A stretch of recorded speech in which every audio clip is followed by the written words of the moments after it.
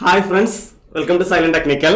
അപ്പോൾ നമ്മളൊരു പുതിയ നോട്ടിഫിക്കേഷൻ പരിചയപ്പെടുത്താനാണ്. നമ്മുടെ കമ്പ്യൂട്ടർ സയൻസ്, അതുപോലെ IT, അതുപോലെ ഇലക്ട്രോണിക്സ് ആൻഡ് കമ്മ്യൂണിക്കേഷൻ ആ ബ്രാഞ്ചുകളിൽ ഗേറ്റ് എഴുതിയവരാണെങ്കിൽ നിങ്ങൾ 2021, 22, 23 ഗേറ്റ് എക്സാം എഴുതിയവരാണെങ്കിൽ നിങ്ങൾക്ക് ഇതാ നല്ലൊരു അവസരം വന്നിട്ടുണ്ട്. നമുക്കൊരു നോട്ടിഫിക്കേഷൻ വന്നിട്ടുണ്ട്. നമ്മുടെ ഇന്റലിജൻസ് ബ്യൂറോ, നമ്മുടെ മിനിസ്ട്രി ഓഫ് ഹോം അഫയേഴ്സിന്റെ കീഴിലുള്ള IBയിൽ ഇന്റലിജൻസ് ബ്യൂറോയിൽ ഗേറ്റ് സ്കോർ വെച്ചിട്ട് നമുക്ക് assistant central intelligence officer technical, അതായത് ടെക്നിക്കൽ വിങ്ങിലോട്ട് എന്ത് ചെയ്യുന്നുണ്ട്, റിക്രൂട്ട്മെന്റ് വരുന്നുണ്ട്. അപ്പൊ അതിന്റെ കുറച്ച് ഡീറ്റെയിൽസുകളാണ്. ഡേറ്റ് എങ്ങനെയാണ് റിക്രൂട്ട്മെന്റ് പ്രോസസ് എങ്ങനെയാണ്, ആർക്കൊക്കെ അപ്ലൈ ചെയ്യാൻ പറ്റും എന്നുള്ളത്. സോ ഇവിടെ computer science and information technology CS, IT ബ്രാഞ്ചുകാർ, അതുപോലെ തന്നെ ഇലക്ട്രോണിക്സ് ആൻഡ് കമ്മ്യൂണിക്കേഷൻ എഞ്ചിനീയറിംഗ് EC-കാർക്കാണ് അത്യാവശ്യം നല്ല രീതിയിൽ വേക്കൻസി വരുന്നുണ്ട്. 79 CS-ന്റെ ഇതിലും വരുന്നുണ്ട്. EC-യിൽ 147 വേക്കൻസികളാണ് നമുക്ക് എന്ത് വരുന്നത്, ഈ ഒരു ഇതിൽ വരുന്നത്. അപ്പൊ നമ്മളോട് റിക്രൂട്ട്മെന്റ് പറഞ്ഞിട്ടുള്ളത് ഗേറ്റ് 2021, 2022, 2023 അതായത് ഓൾറെഡി കഴിഞ്ഞിട്ടുള്ളതാണ്. അപ്പൊ ഈ പറഞ്ഞ ഗേറ്റ് എക്സാംസുകളിൽ ക്വാളിഫൈ ചെയ്ത് മാർക്ക് ഉള്ളവരാണെങ്കിൽ നിങ്ങൾക്ക് എന്ത് ചെയ്യാം, ഇതിൽ അപ്ലൈ ചെയ്യാൻ പറ്റും. അപ്പൊ വേക്കൻസികൾ ഇതാണ്. ജനറൽ അതുപോലെ തന്നെ റിസർവേഷൻ കാറ്റഗറീസിൽ വരുന്നത് 32(8) എന്നൊക്കെ പറഞ്ഞിട്ടുണ്ട്. ഞാൻ പറഞ്ഞു നമുക്ക് computer science CS and IT ഡിപ്പാർട്ട്മെന്റിൽ നമുക്ക് വരുന്നത് 79-ഉം EC-യിൽ നമുക്ക് വരുന്നത് ഇലക്ട്രോണിക്സ് ആൻഡ് കമ്മ്യൂണിക്കേഷനിൽ നമുക്ക് വരുന്നത് 147 ആണ് വരുന്നത്.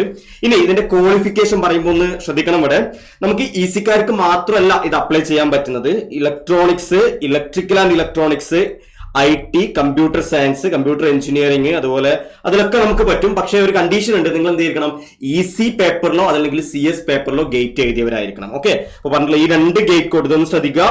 EC അതല്ലെങ്കിൽ CS, ഈ രണ്ട് പേപ്പറുകളിൽ ഈ പറഞ്ഞ വർഷങ്ങളിലെ ഗേറ്റ് ക്വാളിഫൈ ആയവരായിരിക്കണം. അല്ലോ. അതുപോലെ തന്നെ MS ഉള്ളവർക്കും, സയൻസിൽ MS ഉള്ളവർക്കും, MS കമ്പ്യൂട്ടർ ആപ്ലിക്കേഷനിൽ MS ഉള്ളവർക്കും മാസ്റ്റർ ഡിഗ്രി MCA ഒക്കെ ഉള്ളവർക്കും എന്ത് ചെയ്യാം, ഇത് അപ്ലൈ ചെയ്യാൻ പറ്റും. ഇനി ഇതിന്റെ ഏജ് ലിമിറ്റ്, അടുത്ത ഇമ്പോർട്ടന്റ് ആയാലാണ് ഏജ് ലിമിറ്റ് പറയുന്നത് 12/1/2024. അതാണ് ലാസ്റ്റ് ഡേറ്റ് അപ്ലൈ ചെയ്യാം. നമ്മൾ എന്തായാലും ഡേറ്റ് പറയുന്നുണ്ട്. ജനുവരി 12 ആകുമ്പോൾ നമുക്ക് വരുന്നത് 18-27, മാക്സിമം 27 വരെ വയസ്സുള്ളവർക്കാണ് ഈ ഒരു ഇതിന് അപ്ലൈ ചെയ്യാൻ പറ്റുന്നത്, ഈ ഒരു പോസ്റ്റിന് അപ്ലൈ ചെയ്യാൻ പറ്റുന്നത്.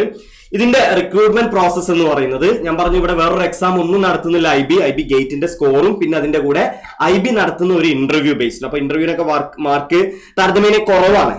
So candidates shortlisted for 2021, വീണ്ടും പറയുന്നു 2022, 2023 ഈ 3 വർഷങ്ങളിൽ ഗേറ്റ് എഴുതി ക്വാളിഫൈ ചെയ്ത് സ്കോർ കാർഡ് ഉള്ളവർക്ക് അപ്ലൈ ചെയ്യാൻ പറ്റും. ഗേറ്റ് സ്കോർ 1000ഉം ഇന്റർവ്യൂ സ്കോർ 175 വരുന്നുള്ളൂ.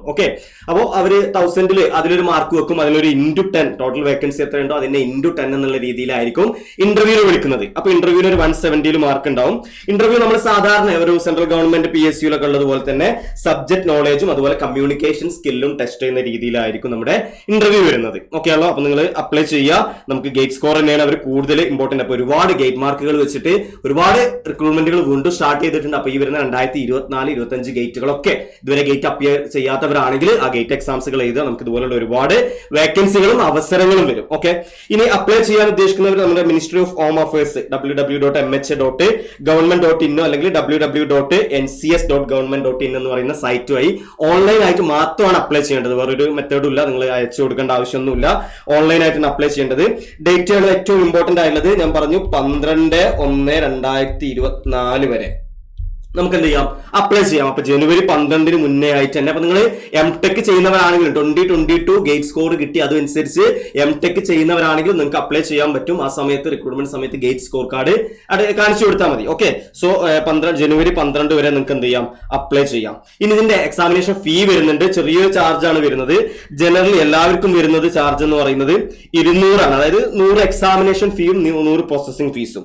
അതിൽ നമ്മൾ mail candidates of general EWS and OBC category ഇവരാണ് 200 വരുന്നത്. അല്ലാത്തവർക്കൊക്കെ വരുന്നത് എന്താണ്, 100 ആണ്. അതായത് SC ST അതുപോലെ എല്ലാ വുമൺ കാൻഡിഡേറ്റ്സ് ഇവർക്കൊക്കെ അപ്ലിക്കേഷൻ ഫീ 100 രൂപയെ വരുന്നുള്ളൂ.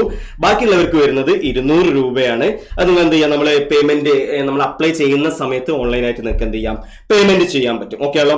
പിന്നെ ഏറ്റവും അട്രാക്റ്റീവ് ആയിട്ടുള്ള കാര്യം നിങ്ങൾക്കറിയാം, നമുക്ക് സെൻട്രൽ ഗവൺമെന്റ് സെക്ടറിൽ പേയ്മെന്റുകൾ എന്ന് പറയുന്ന ഒരു ഡിഗ്രി ലെവലിലുള്ള പേയ്മെന്റുകളൊക്കെ ഇപ്പൊ അറൌണ്ട് 1 lakh ആണ് വരുന്നത് സ്റ്റാർട്ടിംഗിൽ തന്നെ. അപ്പൊ നമുക്ക് ഇവിടെ തന്നെ നമുക്ക് പേയ്മെന്റിന്റെ ഏകദേശം വരുമ്പോൾ പേ സ്കെയിൽ വരുന്നത് 44,000 to 1,42,000 ആണ്.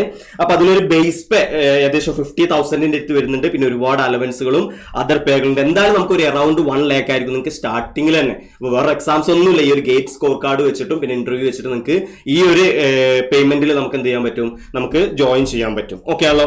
അപ്പോൾ ഇത്രയും കാര്യങ്ങൾ ജസ്റ്റ് അപ്പൊ IB ഈ ഒരു കാര്യങ്ങളൊന്ന് ഓർത്തു വെക്കുക. ഒന്ന് 21, 22, 23 ഈ വർഷങ്ങളിൽ, ഈ ലാസ്റ്റ് 3 വർഷങ്ങളിൽ ഗേറ്റ് ഒന്നെങ്കിൽ ഇലക്ട്രോണിക്സ് ആൻഡ് കമ്മ്യൂണിക്കേഷൻ എന്ന് പറയുന്ന സബ്ജക്ട് കോഡിൽ അല്ലെങ്കിൽ കമ്പ്യൂട്ടർ സയൻസ് സബ്ജക്ട് കോഡിൽ ഇത് എഴുതി സ്കോർ കാർഡ് ഉള്ളവർക്ക് എന്ത് ചെയ്യാം, ഈ പറയുന്ന എക്സാമിന് അപ്ലൈ ചെയ്യാൻ പറ്റും.